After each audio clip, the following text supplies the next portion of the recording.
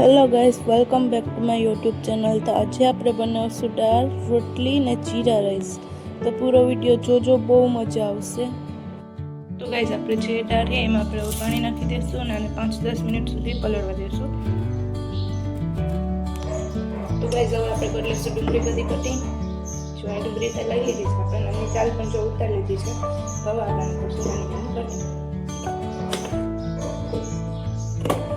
નાની કટિંગ કરશું જેથી તમારે થઈ જાય દાળમાં આડો હાથ.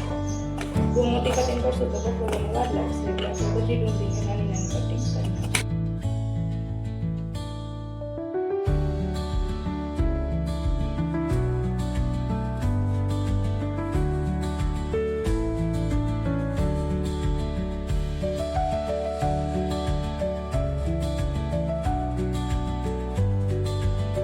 જો નાની કટિંગ થઈ ગઈ છે બધી ડુંગળી. જો એકદમ નાની કટિંગ તૈયાર છે આપણી ડુંગળી. હવે આપણે કુકરમાં લેશું પાણી અને એમાં જે દાળ પલાળી હતી ને તે નાખશું ને સાથે આ ડુંગળી નાખશું.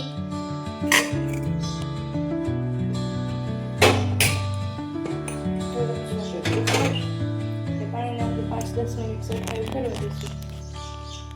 જો પાણી નાખી દીધું છે, હવે આપણે આને ઉકળવા દઈશું. તો ગાઈસ, આપણે પાણી ગરમ થાય છે ત્યાં સુધીમાં આપણે નાખી દીધું ભાત. તો આપણે જીરા રાઈસ બનાવવાની છે. તો ગાઈસ, આમાં આપણે નાખશું તેલ. તેલને થવા દઈશું ગરમ. તેલ ગરમ થઈ ગયું છે તો હવે આપણે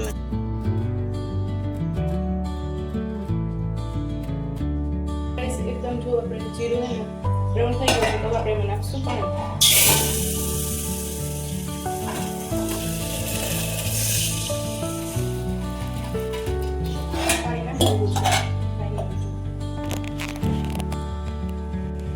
પાણીને આપણે ઉકળવા દેશું. તો જો અહીંયા ફાઇનલી પાણી ઉકળી ગયું છે તો હવે આપણે આમાં નાખી દઈશું દાળ. તો ગાઈસ, હવે જો દાળ પણ પલળી ગઈ છે, હવે આપણે નાખી દઈશું. તો ગાઈસ, હવે આપણે નાખશું એમાં ડુંગળી અને હવે આપણે નાખી દઈશું એમાં મીઠું.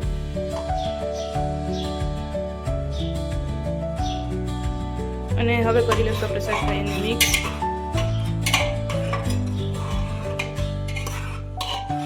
તો જો અહીંયા સરખા મિક્સ થઈ ગયું છે. હવે કુકરને આપણે પેક કરી દઈશું.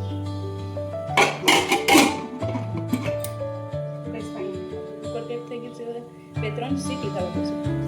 તો ગાઈસ, આ બાજુ પણ જો તમે પાણી ફૂલ ઉકળી ગયું છે તો હવે આપણે ચોખા.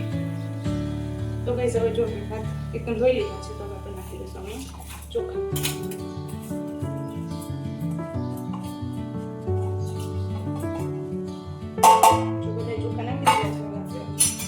આપણે નાખશું થોડુંક મીઠું.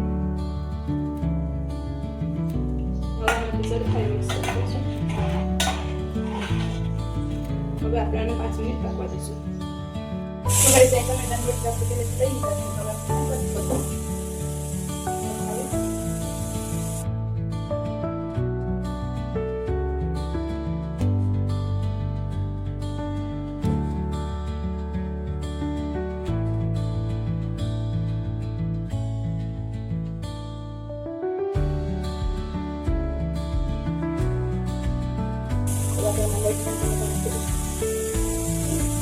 મરચા ટમેટા ત્રણેય વસ્તુ પર થઈ ગઈ છે. હવે આપણે ફુદીનો અને ધાણા એ બંને નાખીશું. તો ગાઈસ, જો ધાણા લઈ લીધા અને ફુદીનો આવી ગયો તો આપણે બંને એકદમ બારીક નાના કરી દઈશું જેથી સ્વાદ આને એકદમ મસ્ત આવે. પેલા આપણે ફુદીનો કટ કરી નાખીશું.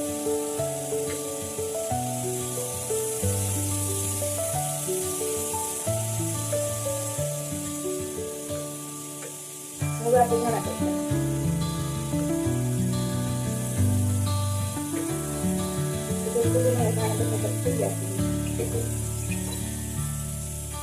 તો જો અહીં જીરા રાઈસ પણ બની ગયા છે. ફાઇનલી જો લોટ પણ બંધાઈ ગયો છે આપણે, અને હવે આપણે નાની મસ્ત રોટલી બનાવી નાખશું. તો ગાઈસ, આપણી દાળ પણ જો બફાઈ ગઈ છે એકદમ મસ્ત. હવે આપણે આનું કરશું વઘાર. તો ગાઈસ, અહીં જો બધા મસાલા તૈયાર છે તો હવે આપણે કરશું વઘાર.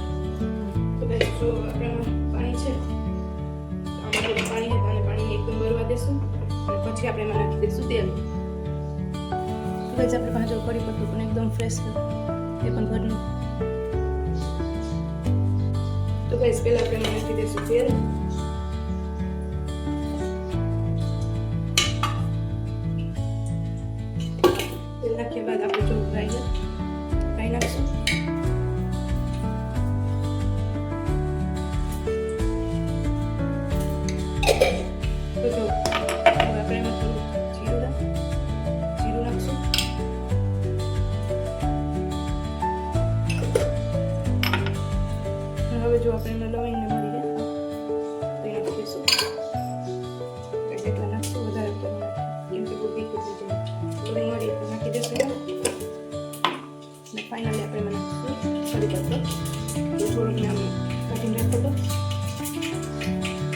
લીધું બધા તો કાઢી લઈશું. તો બસ જો રાઈને આપણે સરખા ફૂટવા દઈશું પછી આપણે નાખશું ફરી બટર. તો ગાઈસ જો વઘાર એકદમ થઈ ગયો છે તો હવે આપણે જો આ ટમેટા અને મરચાં જે હતા તે નાખી દઈશું. હવે એને સરખા મિક્સ કરશું.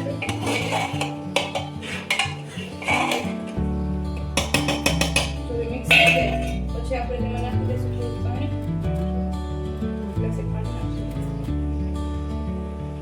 ગાઈસ હવે આપણે ખાવા દઈશું 2 થી 3 સીટી. હવે આપણે મિક્સ કરી દઈશું સરખા અને હવે અમે ખાવા દઈશું 2 થી 3 સીટી. તો ગાઈસ હવે આપણે બનાવશું રોટલી.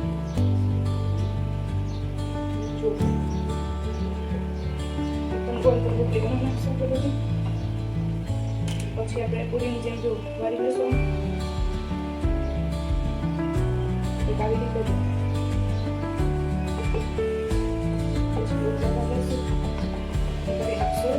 એકદમ ગોળ ગોળ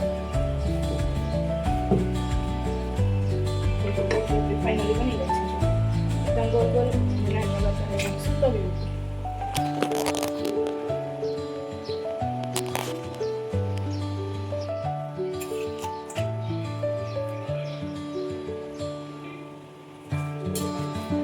રોટલીને એકદમ આપણે મસ્ત નાખવા દઈશું.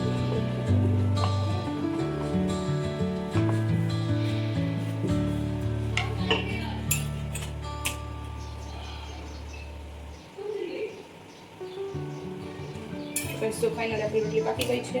હવે આપણે એમાં લગાવી દઈશું થોડું ઘી.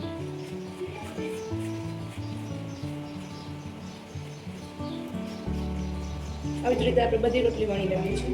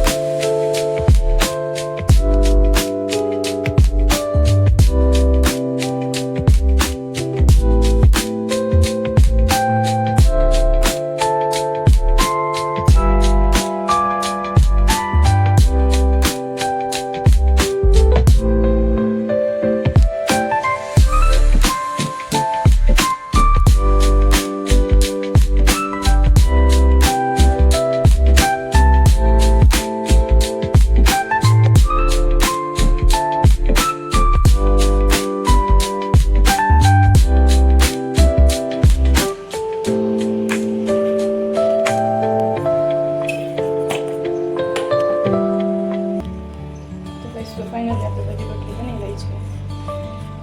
આ છે ઘી પણ બતાવશું.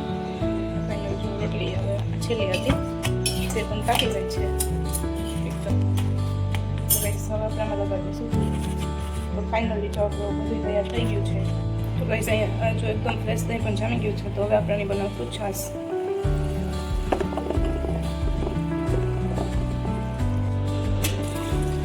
આમાં નાખી દઈશું અને સરખાઈ હવે આપણે મિક્સ કરી દઈશું.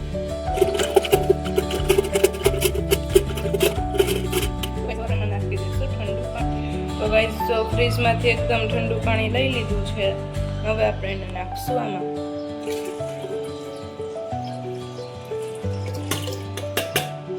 જો આપણી છાશ ફાઇનલી તૈયાર થઈ ગઈ છે. ગાઈસ ફાઇનલી જો અહીંયા દાળ, છાશ, રોટલી અને ભાત તૈયાર છે. તો તમને આ વિડીયો કેવો લાગ્યો કોમેન્ટ કરીને જરૂર જણાવજો. મળીએ હવે નવા મિની બ્લોગમાં. Bye bye.